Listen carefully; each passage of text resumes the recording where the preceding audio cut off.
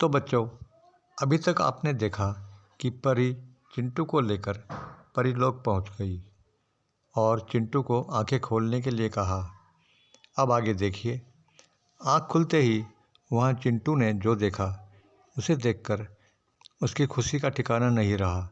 वहां चारों तरफ इतने सुंदर फूल लगे थे और पानी के रंग बिरंगे फव्वारे लगे थे और इतने सुंदर महलों की तरह कई कमरे बने हुए थे और ढेर सारे खिलौने रखे हुए थे, जिनमें सभी तरह के खिलौने रखे थे और चारों तरफ परियां घूम रही थी।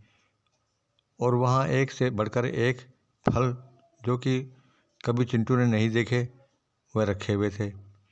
दूसरी तरफ सभी तरह की मिठाइयों के ढेर लगे हुए थे और एक जगह सभी तरह की चॉकलेट रखी हुई थी। तभी परी ने उससे कहा, चिंटू, अब तुम इसमें से जो भी खाना चाहो खा सकते हो।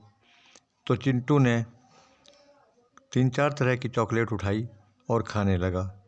फिर उसने 2 तरह की मिठाई पसंद करके खाई और इसके बाद परी ने कहा, चलो अब खेलते हैं, और चिंटू को अपनी पसंद के खिलौने लाने को कहा। तो चिंटू अपने पसंद के खिलौने उठा लाया और परी के साथ खेलने लगा। कुछ नन्ही परियां भी उनके साथ खेलने लगी। इस तरह जब चिंटू खेलते खेलते थक गया तो उसने कहा, मैं अब थक गया हूँ और मुझे भूख लगी है। तब परी ने उसे लेकर भोजन कक्ष में चली गई और वहाँ कई तरह के भोजन बहुत सुंदर टेबलों पर सजाकर रखे थे। चिंटू ने उनमें से अपनी पसंद का खाना खाया, फिर सोने के लिए बेडरूम में चला गया। वहाँ इतने सुंदर बेड पर इतने सुंदर गद्दे और सुंदर तकिए लगे थे और खिड़कियों में रेशमी पर्दे लगे हुए थे।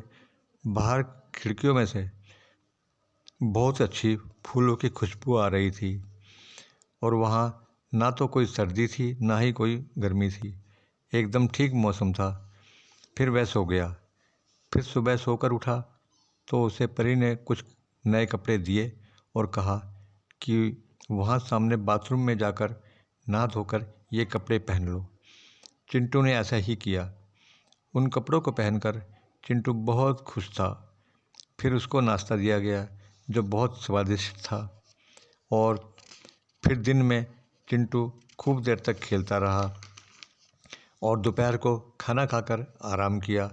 फिर उठकर फिर खेलने में लगा रहा। परियां भी उसके साथ खेलती थी। इसी तरह वहाँ रहते हुए जब काफ़ी दिन हो गए, अचानक उसे अपने घर की, अपने माता पिता की याद आई तो उसका मन उनके पास मिलने जाने के लिए करने लगा और उसने परी से कहा कि मुझे अब अपने मम्मी पापा की याद आ रही है, मैं अपने घर जाना चाहता हूँ। तो पहले तो परी उसे मना करती रही और कहने लगी, तुम्हें यहाँ कोई किसी चीज़ की कमी है तो बताओ, घर जाकर क्या करोगे। लेकिन जब चिंटू बार बार घर जाने की जिद करने लगा तो परी ने कहा कि ठीक है, कल तुम्हें तुम्हारे माता पिता के पास लेकर चलूँगी। फिर परी ने कहा, लेकिन एक शर्त होगी कि तुम घर जाकर मेरे और परीलोक के बारे में अपने मम्मी पापा को कुछ नहीं बताओगे। अगर बता दिया तो तुम फिर कभी परीलोक नहीं आ सकते। चिंटू बोला, वह तो ठीक है, लेकिन जब मेरे मम्मी पापा पूछेंगे कि चिंटू तुम कहाँ चले गए थे, तो परी बोली, तुम उनसे कह देना कि मैं तो यहीं था, क्योंकि मैं तुम्हें तुम्हारे कमरे में छिपा दूंगी जहाँ तुम्हें तुम्हारे मम्मी पापा को तुम आसानी से दिख जाओगे। अभी तुम सो जाओ। इसके बाद की कहानी पार्ट 3 में देखें।